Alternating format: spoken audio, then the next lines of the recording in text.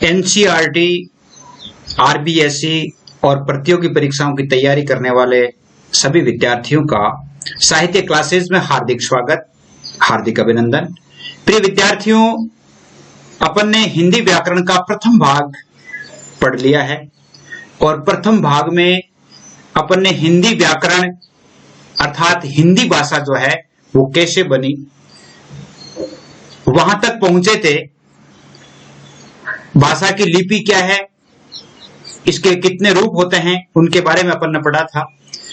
और अभी जो जितना भी पाठ्यक्रम आपके चल रहा है, नवीन पाठ्यक्रम के अनुसार है, कक्षा 6 से 12 तक पढ़ने वाले सभी विद्यार्थियों के लिए उपयोगी है। इसके साथ साथ प्रतियोगी परीक्षाओं की जो तैयारी कर रहे हैं जो विद्यार्थी, जैसे मान लो अगर कोई विद्यार्थी बीएसटीसी कर रहा है, पीटीईटी की तैयारी कर रहा है, एसआई की तैयारी कर रहा है, या वरिष्ठ अध्यापक की हिंदी की तैयारी कर रहा है, या जैसे मान लो व्याख्याता हिंदी की तैयारी कर रहा है, कॉलेज व्याख्याता की तैयारी कर रहा है, उन सभी के लिए भी ये इंपॉर्टेंट वीडियोस है।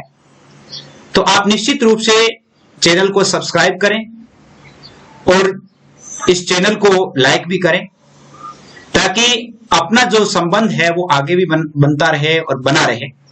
देखिए विद्यार्थियों, आज हम क्या पढ़ेंगे। आज का हमारा जो प्रकरण है वो क्या है, हिंदी भाषा की बोलियां कौन कौन सी है, हिंदी भाषा का व्याकरण कैसा है, हिंदी भाषा की लिपि अर्थात लिपि किसे कहते हैं, और देवनागरी लिपि का निर्धारित मानक रूप क्या है, बहुत ही इंपॉर्टेंट है। इसके साथ साथ आपको गृह कार्य दिया जाएगा। ऑनलाइन एजुकेशन में कक्षा 6 से 12 तक पढ़ने वाले सभी विद्यार्थियों को ऑनलाइन एजुकेशन के माध्यम से 6 से 12 तक सभी को गृह कार्य दिया जाता है, और उस गृह कार्य को आप निश्चित रूप से करेंगे। यानी कक्षा 6 से 8 के विद्यार्थियों के लिए अलग है, कक्षा 9 से 12 के विद्यार्थियों के लिए अलग है। कक्षा जिसको मैं कहूंगा कि ये 9 से 12 को करना है और ये 6 से 8 को करना है, तो आप निश्चित रूप से अपनी कॉपी में हिंदी व्याकरण की कॉपी में करके और अपने विषय अध्यापक से निश्चित रूप से चेक करवाएं, और आपका ज्ञान भी बढ़ेगा। जब आप आगे बढ़ेंगे, प्रतियोगी परीक्षाओं की तैयारी करेंगे, तो उसके लिए आपको कहीं भी भटकने की आवश्यकता नहीं होगी, और आपकी हिंदी व्याकरण, हिंदी भाषा जो है वो निश्चित रूप से एक बहुत ही उपयोगी हो जाएगी। इसके साथ साथ हम इस साहित्य क्लासेस चैनल में हिंदी साहित्य, हिंदी कंपलसरी, अंग्रेजी, राजनीति विज्ञान, अन्य विषयों का अध्ययन भी करते हैं, उनके लेसन्स भी अपलोड होते रहते हैं। तो आप निश्चित रूप से इस चैनल से जुड़ जाइए और चैनल को सब्सक्राइब कर ले, ताकि जब भी लेसन अपलोड होता है तो आपके मोबाइल पर उसका नोटिफिकेशन निश्चित रूप से आ जाए। तो आज हम बिना विलंब किए शुरू करते हैं। गृह कार्य निश्चित रूप से आप करके भेजेंगे, और आपके लिए व्हाट्सएप ग्रुप का निर्माण किया गया है। मैं आपको आगे नंबर बता दूंगा, जिन नंबरों पे आपको व्हाट्सएप ग्रुप में रजिस्टर्ड होना है, उस ग्रुप के लिए नंबर भी मैं आपको बता दूंगा, जिसमें आप रजिस्टर हो जाइए। और कंपटीशन क्लासेस के ग्रुप अलग हैं, एकेडमिक कक्षाओं के 6 से 12 तक पढ़ने वाले ग्रुप अलग हैं, ताकि क्या है कि विद्यार्थियों में कंफ्यूजन ना हो, और जब भी प्रतियोगी परीक्षा से संबंधित, केवल प्रतियोगी परीक्षा से संबंधित वीडियो अपलोड होता है तो वो उनमें ही जाए। और 6 से 12 तक, और अभी जैसे मान लो ये दोनों के लिए कॉमन है, तो ये वीडियो दोनों में चलेगा। तो आप निश्चित रूप से जुड़े रहें।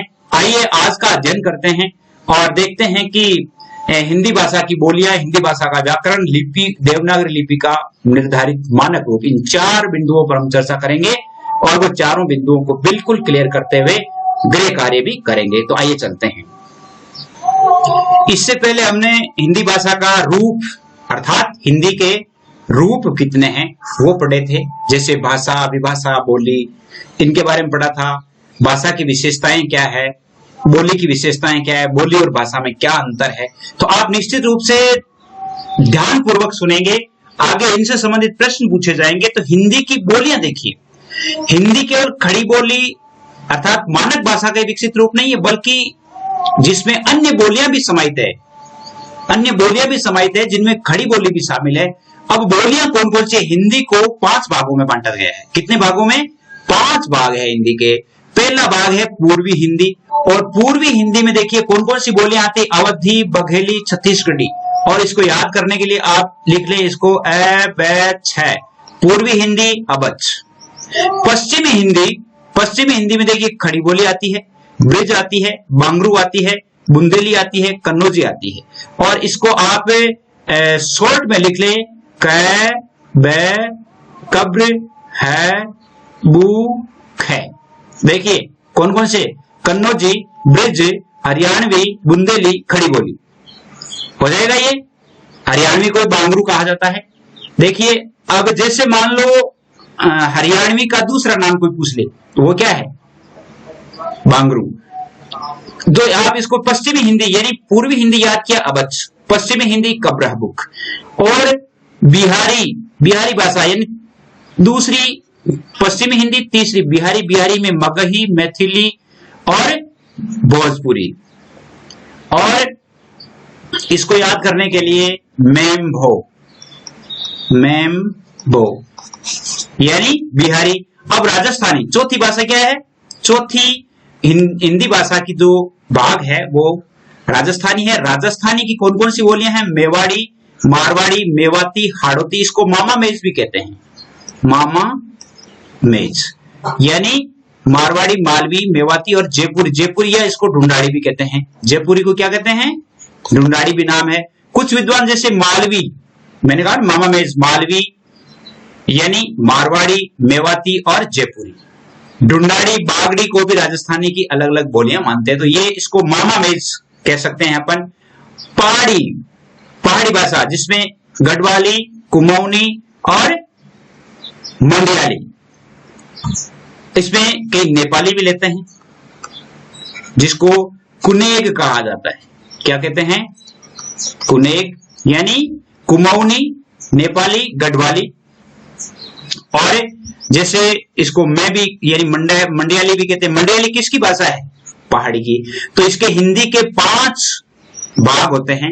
5 भागों में 18 बोलियां हैं। कितनी है, 18 बोलियां हैं। इन 18 बोलियों से मिलकर के अपनी हिंदी भाषा बनती है।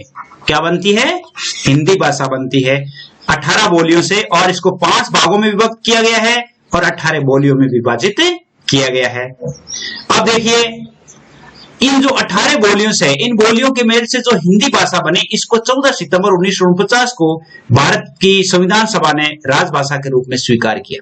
भारत की जो संविधान सभा थी, उस संविधान सभा ने राजभाषा के रूप में स्वीकार किया।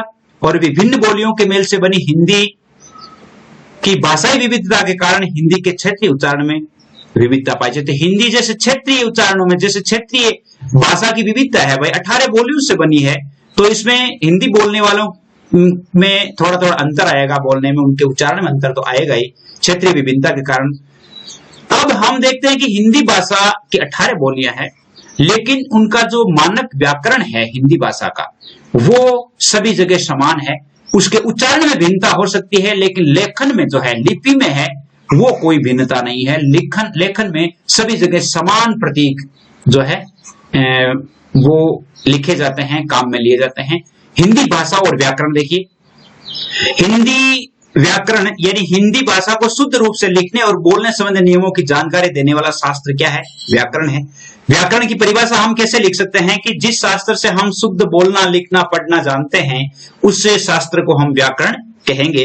किसी भी भाषा को जानने के लिए उसके व्याकरण को जानना बहुत आवश्यक है। जैसे अपन हिंदी को जानना चाहते हैं तो हिंदी का व्याकरण जानना जरूरी है। और हिंदी व्याकरण को 3 वर्गों में विभाजित किया गया। कितने वर्गों में, 3 वर्गों में। वर्ण विचार, शब्द विचार और वाक्य विचार। आपको पता है सबसे छोटी इकाई वर्ण होती है, और वर्णों के मेल से शब्द बनता है, शब्दों के मेल से वाक्य बनता है, और वाक्यों के मेल से भाषा बनती है। सबसे छोटी इकाई वर्ण है, अक्षर, वर्ण या अक्षर। शब्द बनता है वर्णों के मेल से, शब्दों के मेल से वाक्य बन जाता है, और बहुत सारे वाक्यों से अपनी भाषा बनती है। तो इसका अर्थ है कि अपन एक एक का अध्ययन करेंगे कि वर्ण क्या है, शब्द क्या है, वाक्य क्या है, और उससे बनी हुई भाषा क्या है। इन सभी को लिखने के लिए जो लिपि काम में ली जाती है, लिपि क्या है, भाषा की ध्वनियों को जिन लेखन चिन्हों में लिखा जाता है उसे लिपि कहते हैं। देखिए इसकी परिभाषा आपसे पूछी जाएगी, आगे आपका जो होमवर्क दिया जाएगा, HW दिया जाएगा, तो उसमें आपसे पूछा जाएगा कि लिपि किसे कहते हैं। तो लिपि की क्या है, भाषा की ध्वनियों को जिन लेखन चिन्हों में, जैसे मान लो मैंने ये चिन्ह है एक, और इसको हम क्या पढ़ेंगे, क्या पढ़ेंगे अपन, क्योंकि ये एक चिन्ह है, लेकिन हम इस ध्वनि को क के रूप में काम में लेंगे। जैसे इसी को ख के रूप में काम में लेंगे, इसी को ग का रूप में काम में लेंगे। तो ये जैसे मान लो ये आ है, आ अपन कहेंगे आ, तो अपन उस ध्वनि को व्यक्त करना चाहेंगे क्या लिखेंगे, ये लिखेंगे, ये संकेत चिन्ह लिखेंगे। तो जिन लेखन चिन्हों में लिखा जाता है उसे लिपि कहते हैं, अर्थात किसी भी भाषा की मौखिक ध्वनियों को लिखकर व्यक्त करने के लिए जिन वर्तनी चिन्हों का प्रयोग किया जाता है वह लिपि कहलाती है। मौखिक ध्वनियां हैं, मेरी जैसे मौखिक ध्वनि आ, अब जैसे मान लो उसे व्यक्त करने के लिए ये काम में लिया गया है, तो इसका अर्थ है कि ये क्या है, लिपि है। तो लिपि की परिभाषा हो गई कि लेखन चिन्हों को या ध्वनियों को जिन लेखन चिन्हों के माध्यम से लिखा जाता है उसे लिपि कहते हैं। अब अलग अलग लिपियों में लिपियां भी कई है, बहुत सारी लिपियां अपने भारत की जो अपनी जो देवनागरी लिपि है यह भी बहुत बाद में अस्तित्व में आई है, इससे पहले भी कई लिपियां रह चुकी है। जैसे सबसे पहले अपन देखें लिपि पर यदि देखा जाए तो सबसे पहले कीलाक्षर लिपि थी, चित्रात्मक लिपि थी, फिर भावात्मक लिपि आई, फिर क्या है कि अपने जैसे मान लो ये ब्राह्मी लिपि और ब्राह्मी लिपि से ही निकल करके अपनी ये कौन सी लिपि आई है, देवनागरी लिपि आई है। अब जैसे कौन कौन सी लिपियां, जैसे संस्कृत, हिंदी, मराठी और कोंकणी, नेपाली, इनकी लिपि क्या है, देवनागरी है। संस्कृत, हिंदी, मराठी, कोंकणी और नेपाली, इनकी लिपि कौन सी है, देवनागरी। आपसे पूछा जाए कि देवनागरी लिपि में लिखी जाने वाली भाषाओं के नाम बताइए, संस्कृत हो गया, हिंदी हो गई, मराठी हो गई, कोंकणी हो गई, नेपाली हो गई। अंग्रेजी कौन सी लिपि में लिखी जाती है, रोमन में लिखी जाती है, पंजाबी गुरुमुखी में लिखी जाती है, उर्दू फारसी में लिखी जाती है।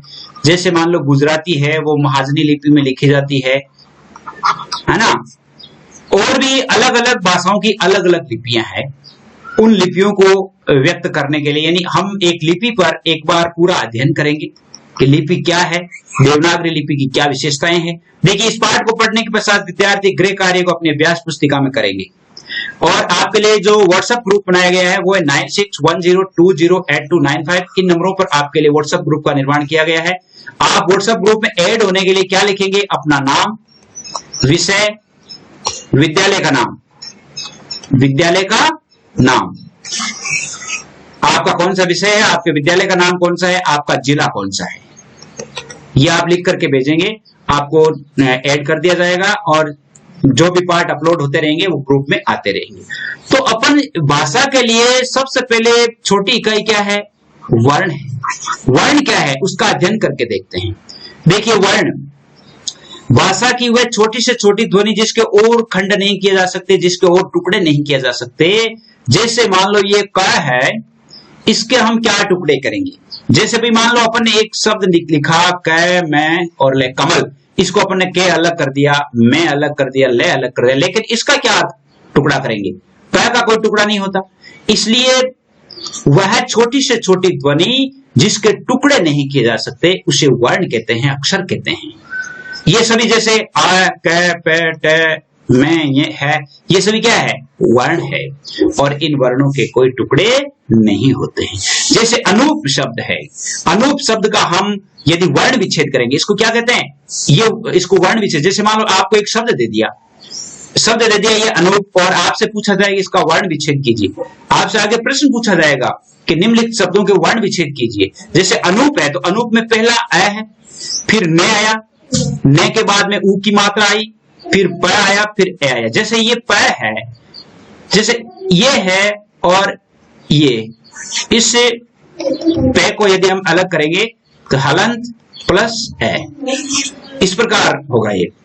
जैसे विद्यालय है, वह हुआ, फिर ई की मात्रा लगी, फिर दे आया, फिर ये आया, फिर आ गया, ले, ए, ये, ए, यानी ये विद्यालय का है। जाएगा, जैसे जय हुआ, फिर आ की मात्रा लगी, फिर ए हुआ, फिर गए और गे के आगे आ की मात्रा। तो ये सारे के सारे क्या है, वर्ण है और वर्ण विच्छेद है। इनको क्या कहा गया है, वर्ण विच्छेद कहा गया है।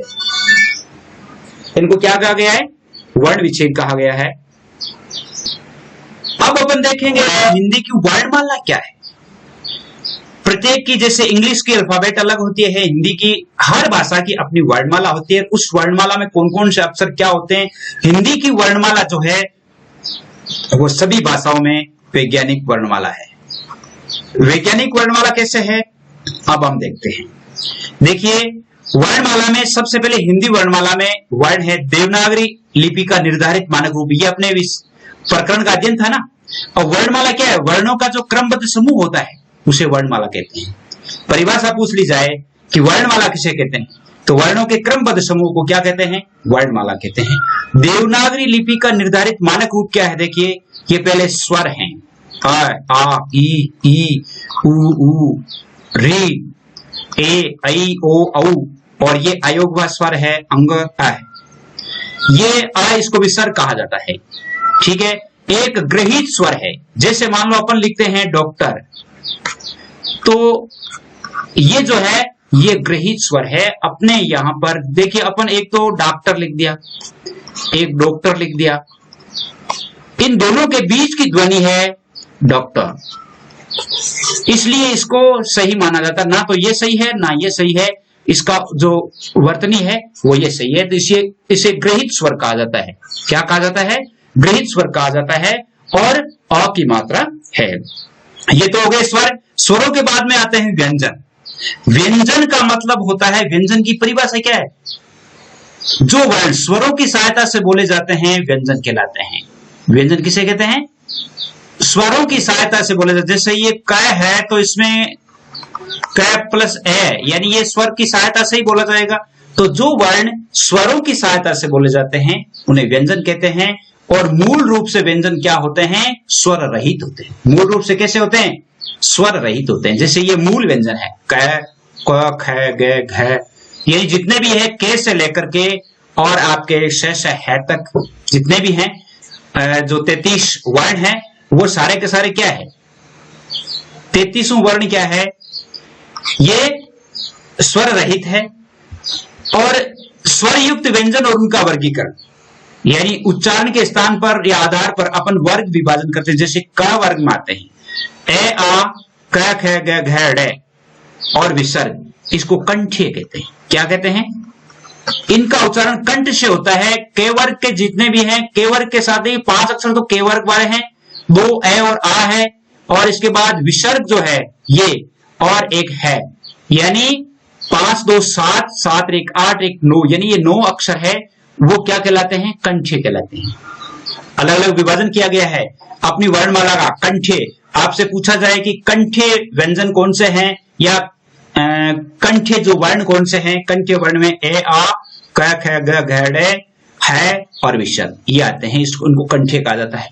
दूसरा जो है वो कुछ जो हमारे स्वर और व्यंजन या वर्ण जो होते हैं, कुछ वर्ण है वो हमारे तालु से बोला जाता है। अपना जो तालवा होता है ना, तालु से बोला जाता है, उनको तालव्य कहते हैं। अब तालव्य में कौन कौन से व्यंजन आते हैं? देखिए ई, आप देखिए ध्यान रखिए, ई च छ ज झ य श, ये क्या है? तालव्य है। अब देखिए श में, देखिए आपके ये श कौन सा है? तालव्य है। ठीक है, तो इसको च वर्ग भी कहते हैं या तालव्य। अगर आपसे पूछा जाए कि तालव्य वर्ण कौन से हैं तो आप इस प्रकार बताएंगे। तीसरा आता है टे वर्ग या मूर्धनी। मूर्धनी में देखिए ट ठ ड ढ ण, ये तो है ही, और ये ड ढ री श और र, ये मूर्धन्य है। क्या है? मूर्धन्य है। मूर्धन्य, अब देखिए ये श कौन सा है? मूर्धन्य है। ये श कौन सा है? मूर्धन्य है। और एक श जो है, दूसरा तीसरा श है, ये दंत्य है। तो ये तीनों श अलग अलग है, श तालव्य, श मूर्धन्य, श दंत्य, इस प्रकार हैं। तो टे वर्ग में क्या है? ट ठ ड ढ ण और फिर ड ढ, ये देखिए ये अड़े है और ये ड है। अब अपन देखते हैं कि ये सड़क लिखते हैं, है ना, तो इसको, ये तो ड है लेकिन ये क्या है? ये अंगा बोलते हैं इसको, अंगा। क्या बोलते हैं? अंगा बोलते हैं। ये क ख ग घ अंग, ये बोला जाता है। तो जैसे मान लो अंक लिखा जाता है, ऐसे लिखते हैं। ये जो अंग है ये अनुनासिक के रूप में काम में लिया जाता है, नासिक के व्यंजन के रूप में काम में लिया जाता है। जैसे मान लो अपने हिंदी के जितने भी वर्ण है उनका 5वां अक्षर क्या है? नासिक के व्यंजन के रूप में है। जैसे ये अंग है, ये है, ये अणे है, और ये न है, और ये मैं है, ये सभी क्या है? नासिक के व्यंजन है। तो ये हो गया मूर्धन्य। मूर्धन्य के बाद में दंत्य, त थ द ध न, ल और श, ये क्या है? ते वर्ग। और यदि ये दांतों से उच्चारण, जब इनका उच्चारण होता है तो दांत परस्पर है वो स्पर्श करते हैं, इसलिए इनको दंते कहा जाता है। फिर ओष्ठ्य यानी होठों की सहायता से बोले जाने वाले प फ ब भ म उ, देखिए इनको ओष्ठ्य कहा जाता है। क्या कहा जाता है? ओष्ठ्य कहा जाता है। और पे वर्ग है। ए आई में कंठ भी काम में आता है, तालु भी काम में आता है, इसलिए इसको कंठ तालव्य कहा जाता है। ए आई को क्या कहा जाता है? कंठ तालव्य। ओ औ जो है कंठ और होठ दोनों काम में लिए जाते हैं, तो इसको कंठोष्ठ्य कहते हैं। क्या कहते हैं? कंठोष्ठ्य। कंठोष्ठ्य क्या कहा जाता है? कंठोष्ठ्य। और वह जो है इसमें दांत भी काम में आते हैं, होठ भी काम में आते हैं, इसलिए इसको दंतोष्ठ्य भी कहा जाता है। क्या कहा जाता है? दंतोष्ठ्य भी कहा जाता है। और ये तथा वे है, इनको अर्ध स्वर भी कहा जाता है। क्या कहा जाता है? अर्ध स्वर भी कहा जाता है। इसमें रे जो है इसको लुंठित भी कहा जाता है। क्या कहा जाता है? लुंठित। लुंठित क्यों कहते हैं? लुंठित इसलिए कहते हैं जब इनका उच्चारण करते हैं तो अपनी जो जीभ का अग्रभाग है वो थोड़ा मुड़ता है, अर्थात फोल्ड होता है, इसलिए इसे लुंठित भी कहते हैं। और ये जो लय है इसको पार्श्विक भी कहते हैं। पार्श्विक इसलिए कहा जाता है कि जब लय का उच्चारण करते हैं तो हमारे मसूड़ों के पास से इसकी हवा निकलती है, पार्श्विक भी कहा जाता है। तो ये आप ध्यान रखेंगे। अब नासिकी व्यंजन कौन से? देखिए अंग ये न और मैं, ये नासिकी व्यंजन है। आपसे लिखा जाए कि आप हिंदी वर्णमाला के नासिकी व्यंजन लिखिए तो आप क्या लिखेंगे? ये पांचों अक्षर लिखेंगे। इसके अलावा कुछ जो व्यंजन है वो संयुक्ताक्षर है। क्या है? संयुक्ताक्षर है।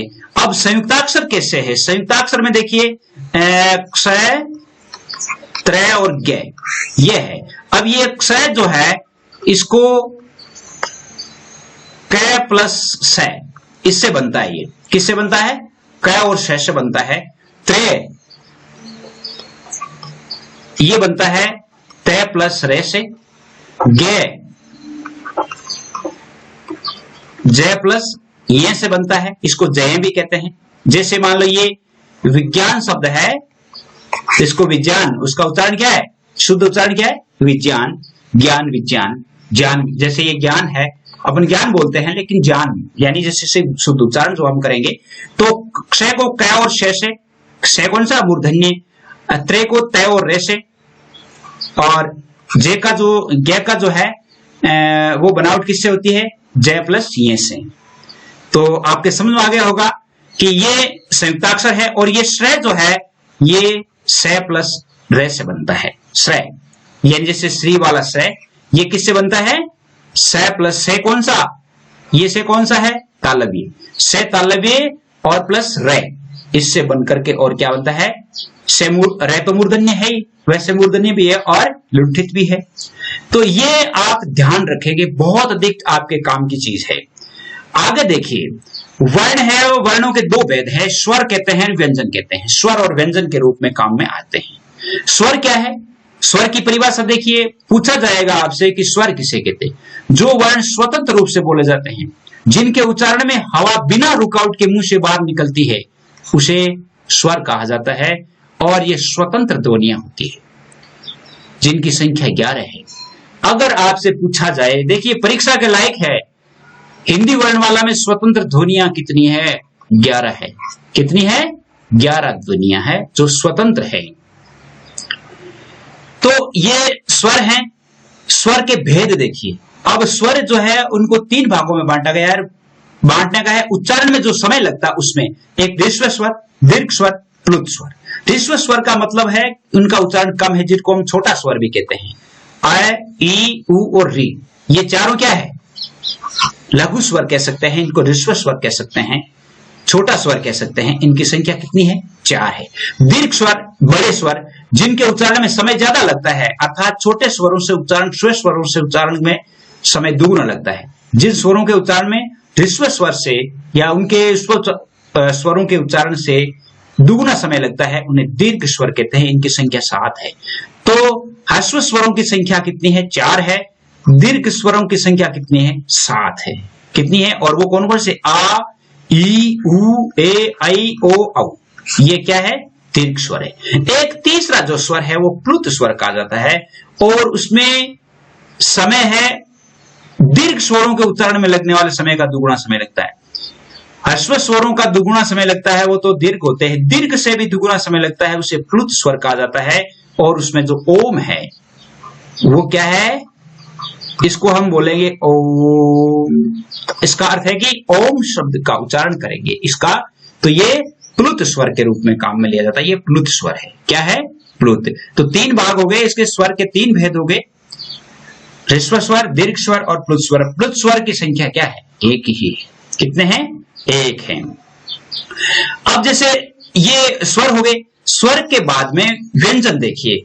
जिन वर्णों के उच्चारण स्वर की मदद से किया जाता है, जो वर्ण स्वर की मदद से जिनका उच्चारण किया जाता है, जिनके उच्चारण में वायु मुंह के विभिन्न अवयवों से रगड़ खा करके निकलती है, उन्हें व्यंजन कहते हैं। स्वर में क्या होता है, वायु है वो कहीं भी स्पर्श नहीं करती और सीधे निकल जाती है। लेकिन व्यंजन में क्या होता है, हमारे शरीर में, हमारे मुख में जो वोकल तंत्र है, अर्थात वाणी को व्यक्त करने वाले जो तंत्र है, उन तंत्रों में से किसी न किसी तंत्र से वो स्पर्श करके निकलेगी, इसलिए उसे क्या कहा जाता है?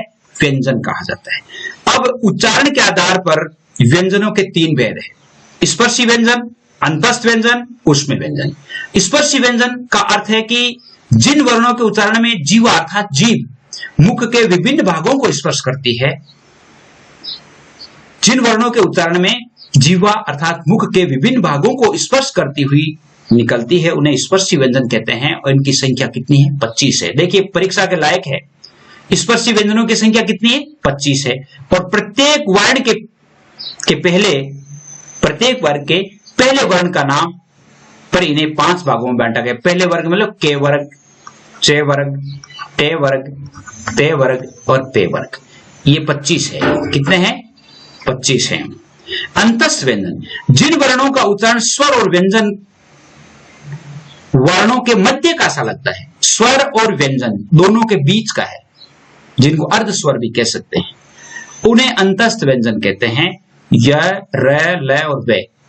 और इनकी संख्या कितनी है? 4 है। अंतस्थ व्यंजन कौन कौन से हैं?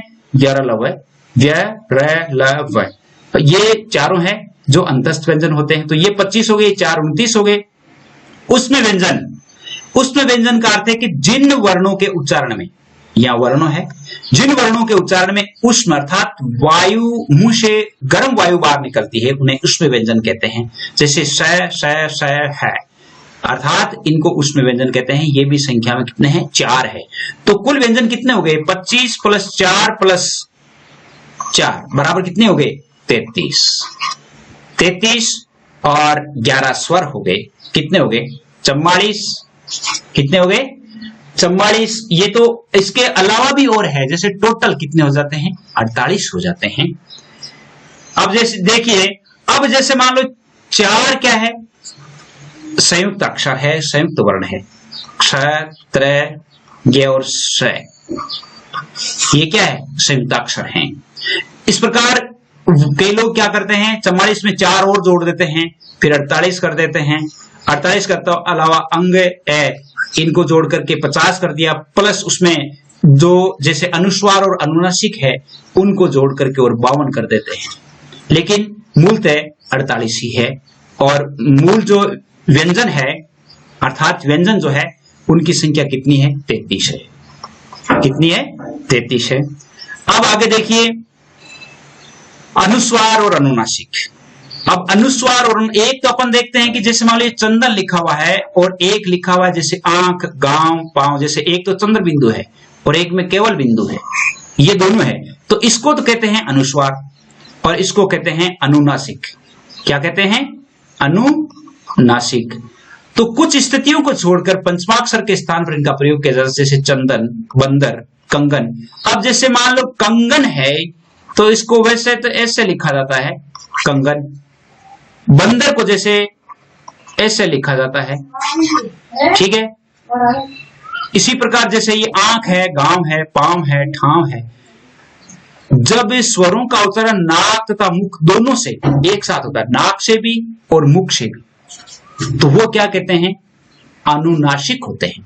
अनुनासिक का मतलब है मुंह से भी और नाक से भी, तो इसका मतलब है कि वो अनुनासिक होते हैं। अब अपने जो व्यंजन होते हैं या अक्षर होते हैं, इनमें से कुछ द्वित्व अक्षर होते हैं, कुछ संयुक्ताक्षर होते हैं। संयुक्ताक्षर अपन ने पढ़ लिए, संयुक्त व्यंजन भी अपन ने पढ़ लिए, जैसे क और श से, त और र से, ज और य से, स और र से। तो ये जब दो या दो से अधिक व्यंजनों का मेल होता है तो वो संयुक्त व्यंजन होते हैं। द्वित्व क्या है? द्वित्व का मतलब दो एक जैसे। जब एक व्यंजन ध्वनि अपने समान ही अन्य व्यंजन ध्वनि से जुड़ती है तो उसे द्वित्व व्यंजन कहते हैं। जैसे बच्चा शब्द है, इसमें देखिए चे, एक चे आधा आता है, एक चे बड़ा पूरा आता है, तो ये द्वित्व व्यंजन है और द्वित्व व्यंजन युक्त शब्द हैं। आपसे ये पूछा जाए कि कुछ द्वित्व व्यंजन वाले शब्द लिखिए, तो जैसे बच्चा है, लट्टू है ना, कद्दू है, पत्ता है, तो ये क्या है? द्वित्व व्यंजन वाले शब्द हैं। अब आपने पढ़ लिए और आपने जान भी लिया होगा। अगर मान लो समझ में नहीं आया तो आप दोबारा और भी देख सकते हैं। और आपके लिए जो नंबर दिए गए हैं 9610208295, इन पर आप अपना रजिस्ट्रेशन भी करवाए। अब अपन चलते हैं होमवर्क की तरफ। होमवर्क देखिए, सबसे पहले होमवर्क जो है वो आपके कक्षा 9 से 12 तक के विद्यार्थियों के लिए है। पहला प्रश्न है हिंदी भाषा की विभिन्न बोलियों के नाम बताइए। दूसरा प्रश्न है लिपि किसे कहते हैं? देवनागरी लिपि में कौन कौन सी भाषाएं लिखी जाती है। तीसरा प्रश्न है व्याकरण किसे कहते हैं? परिभाषा दीजिए। व्याकरण के प्रमुख भाग कौन कौन से होते हैं? व्याकरण के 3 भागों में विभक्त किए गए ना, उनको लिखना है। स्वर और व्यंजन में क्या अंतर है वो लिखना है। निम्नलिखित शब्दों का वर्ण विच्छेद कीजिए। देखिए अपन ने अभी वर्ण विच्छेद किया था, जैसे विद्यालय का किया था ना, उसी प्रकार इनका जैसे वाक्य, ग्राम, हिंदी और दीर्घ हिंदी को आप ऐसे भी लिख सकते हैं। इस प्रकार इनका वर्ण विच्छेद करना है, अलग अलग वर्णों में करना है। ये तो कक्षा 9 से 12 तक के थे। कक्षा 6 से लेकर के 8 तक के विद्यार्थी है, वो क्या लिखेंगे? ये 6ठी से 8वीं तक का है। किसका है? 6ठी से 8वीं तक का। मूर्धन्य व्यंजनों के नाम लिखिए। अपने मूर्धन्य व्यंजन पढ़ लिए हैं, उसमें व्यंजन कौन कौन से हैं उनके नाम बताइए। स्वर की परिभाषा लिखते हुए स्वर के प्रकार लिखने हैं। खड़ी बोली हिंदी के किस रूप से निकली है, अर्थात कौन सी लिपि से निकली है। हिंदी को संविधान सभा ने राजभाषा कब स्वीकार किया। ये 5 प्रश्न आपको करने हैं और 6 प्रश्न है वो 9 से 12 के विद्यार्थियों को करने हैं और ये आपको करने हैं 6 से 8 के विद्यार्थियों को। निश्चित रूप से आप अपनी हिंदी कॉपी में करेंगे और करके अपने टीचर से जरूर ही चेक करवाएंगे। समझता हूं कि आपके लिए बहुत ही लाभदायक होगा। इसी प्रकार आप बने रहे। पूरी व्याकरण पढ़ेंगे अपन, पूरी व्याकरण, और वो भी छोटी क्लास से लेकर के बड़ी क्लास तक। छोटी क्लास से यानी बेसिक से लेकर के हायर क्लास तक अपन व्याकरण का अध्ययन करेंगे। बहुत ही सारगर्भित अध्ययन करेंगे व्याकरण। और जो तैयारी करने वाले विद्यार्थी हैं वो निश्चित रूप से बने रहें, चैनल को सब्सक्राइब भी करें। तो आज के लिए बस इतना ही। जय हिंद, जय भारत।